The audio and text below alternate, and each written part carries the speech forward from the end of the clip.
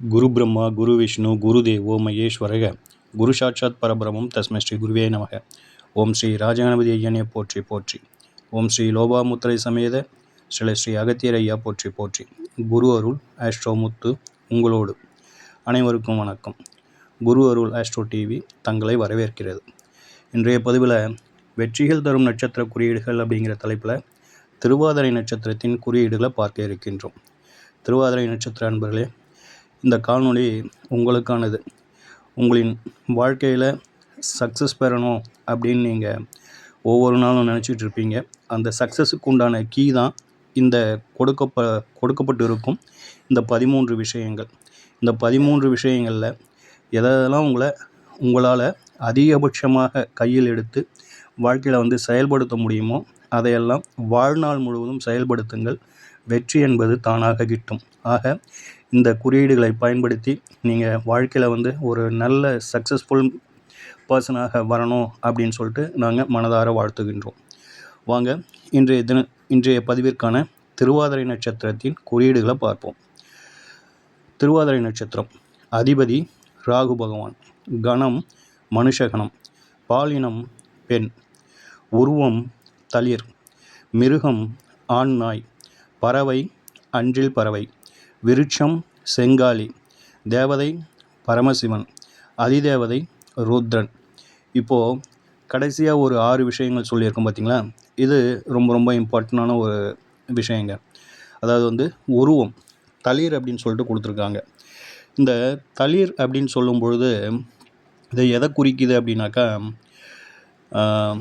இந்த தாவரங்கள்லாம் செடிகள்லாம் இருக்குது பார்த்தீங்களா, அதில் அந்த கொழுந்து அப்போ தான் வெளியில் வரும். அப்படியே வெளியில் அப்படியே கொஞ்சம் கொஞ்சமாக அது வளர்ந்து அந்த நிறம் பார்த்தோம் அப்படின்னாக்கா கொஞ்சம் கொஞ்சமாக மாறும். அந்த நிறம் மாறும்போது கொஞ்சம் கொஞ்சமாக அந்த இலைகள் வளர்ச்சி அடையும். அந்த இலைகள் வளர்ச்சி அடையும் போது முழுமையாக அது ஒரு டார்க் க்ரீன் கலரில் வந்துடும். அப்போது அந்த கொழுந்துன்னு சொல்கிறோம் பார்த்தீங்களா, அதை தான் நாம் இங்கே துளிர் அப்படின்னு சொல்லிட்டு சொல்கிறாங்க. சரிங்களா. இந்த துளிர் அப்படிங்கிறது வளர்ச்சி அப்படின்னு சொல்லிட்டு சொல்லலாங்க. அதாவது முதல்ல ஒரு மொட்டாக இருக்குது, அது மலருது, அதுக்கு அடுத்தது காய்க்குது, அதுக்கு அடுத்த ஸ்டேஜ் கனி அப்படின்ற நிலைமைக்கு போகுது இல்லைங்களா. அதே போல் இந்த ரொம்ப வளர்ச்சி தருவது அப்படிங்கிற மாதிரியான ஒரு நிலைப்பாடு. சரிங்களா. அடுத்ததாக இதை எப்படி சொல்லலாம் அப்படின்னாக்கா, அறிவியல் மனப்பான்மை அப்படிங்கிற மாதிரியான ஒரு நிலைப்பாட்டை கூட சொல்லலாம். சரிங்களா. மொத்தத்தில் இதை பொறுத்தவரையிலும் வளர்ச்சியையும் அறிவியல் மனப்பான்மையும் இது உருவம் குறிக்குதுங்க. இது சார்ந்த விஷயங்களை நீங்கள் கையில் எடுக்கலாம். அப்போது அந்த மொட்டுக்கள் மாதிரி அல்லது அந்த கொழுந்து அப்படின்னு சொல்லிட்டு சொல்லுவோம் இல்லைங்களா, அந்த கொழுந்துகள் போன்ற விஷயங்களை நீங்கள் தொடர்ந்து பார்க்கலாம் அப்படிங்கிற மாதிரியான ஒரு நிலைப்பாடு. இந்த வேப்பங்கொழுந்து, மறிக்கொழுந்து அப்படிங்கிறலாம் சொல்லுவாங்க இல்லைங்களா. அது போன்ற அந்த கொழுந்து அப்படின்ற ஒரு விஷயத்தை தொடர்ந்து நீங்கள் கையில் எடுத்து அதை பார்க்கலாம், ஃபோட்டோஸ் வச்சுக்கலாம்.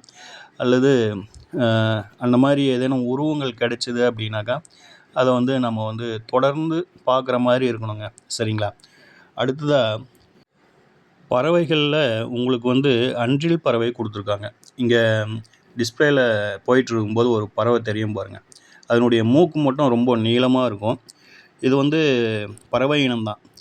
இது சங்க இலக்கியங்களில் அன்றில் அப்படிங்கிறது காதல் இணையில் பிரியும் போது ஏற்படும் துயரத்தையும் இணைந்திருக்கும் போது உள்ள இன்பத்தையும் குறிக்கும் ஒரு குறியீட்டு பறவை அப்படின்னு சொல்லிட்டு இந்த பறவையை சொல்கிறாங்க.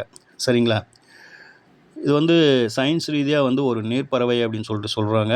இருப்பினும் இது இந்த பனைமரங்கள் போன்ற அந்த இதுங்களோட வாழுது அப்படிங்கிற மாதிரியான ஒரு நிலைப்பாடு. இதுவும் ஒரு மீன்குத்தி இனத்தை சேர்ந்த ஒரு பறவையாக தான் இருக்குது. இந்த பறவை உங்களுக்கு நெட்டில் போயிட்டு தேடினீங்க அப்படின்னாக்கா நிச்சயமாக உங்களுக்கு அவைலபிள் இருக்குது. ஸோ இதையும் பார்த்துக்கோங்க. அடுத்ததாக விருட்சம் அப்படின்னு வரும்போது செங்காலி. செங்காலி அப்படிங்கிறது ஒரு தெய்வீக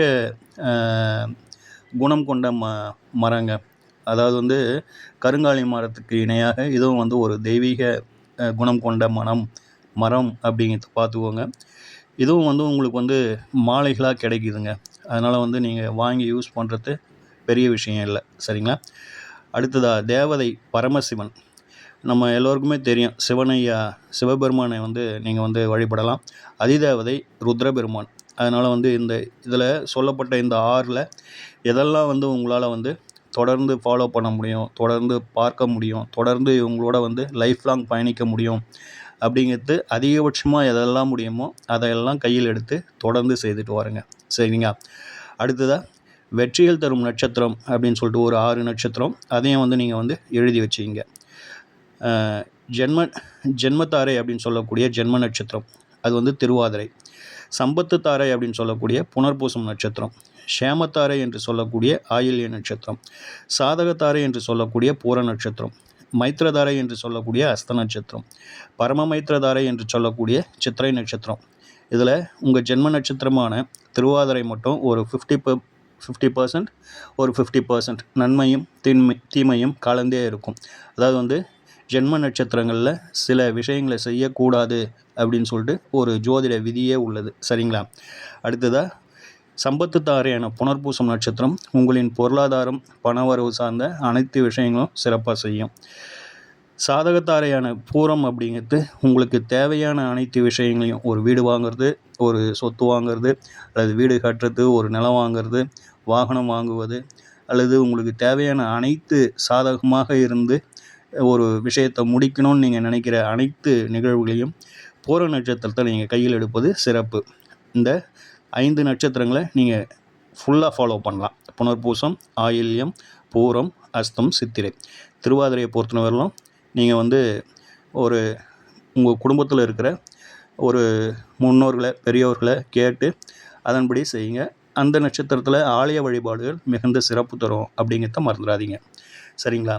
உங்களுக்கான வழிபாட்டு ஸ்தலம் அப்படின்னு சொல்லிட்டு அதிராம்பட்டினம் அபயவரதீஸ்வரர் ஆலயம். இது சிவபெருமானுடைய ஆலயங்க. அந்த ஆலயத்தின் ஐயன் பெயர் தான் அபயவரதீஸ்வரர். தாயார் பெயர் சுந்தரநாயகி அம்மாள்.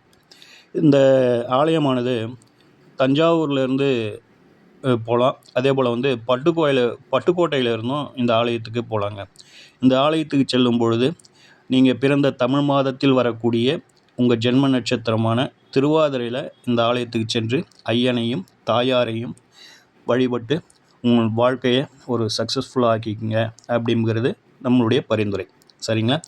ஓம் ஸ்ரீ ராஜகணபதி ஐயா அவர்களின் அருளோடும், ஓம் ஸ்ரீ லோபாமுத்திரை சமேத ஸ்ரீ அகத்தியர் ஐயா அவர்களின் ஆசியோடும் அனைவருக்கும் வாழ்வில் நலமும் வளமும் கிடைக்கப்பெற்று ஆனந்தமும் மகிழ்ச்சியும் என்றென்றும் நிலைத்திருக்கட்டும். வாழ்க வளமுடன், வாழ்க பல்லாண்டு. நன்றிகள், வணக்கம்.